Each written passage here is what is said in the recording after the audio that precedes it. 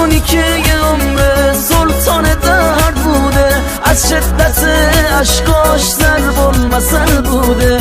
امروز تو آهنگش نوتای شاد آورد تا بدونی یادت تو زندگیش مرده. من که تو راه تویمونم و باختم، برای اون دنیا هم جهنم و تاختم. ریشه ها تو کندم با ضرب این تیشه، گرچه همین لبخند از گریه لبریزه.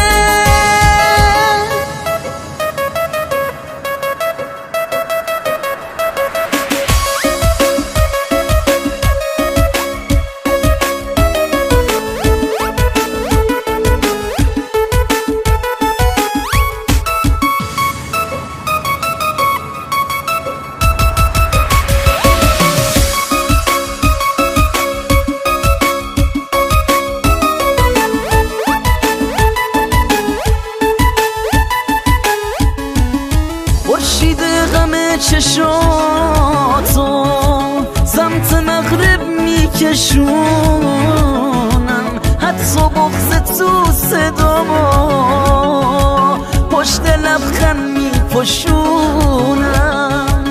گرچه بودنت عذابو دست رو زبان میذارم، اگه با همم فلک شه نیاز به عصا ندارم.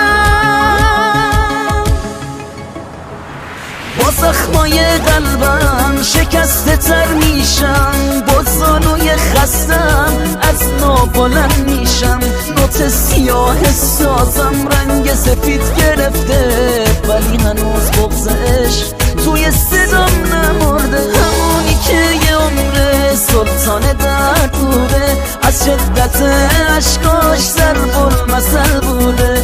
امروز تو آهنگش نوتای شاد آورد تا بدونی یادت تو زندگیش برده.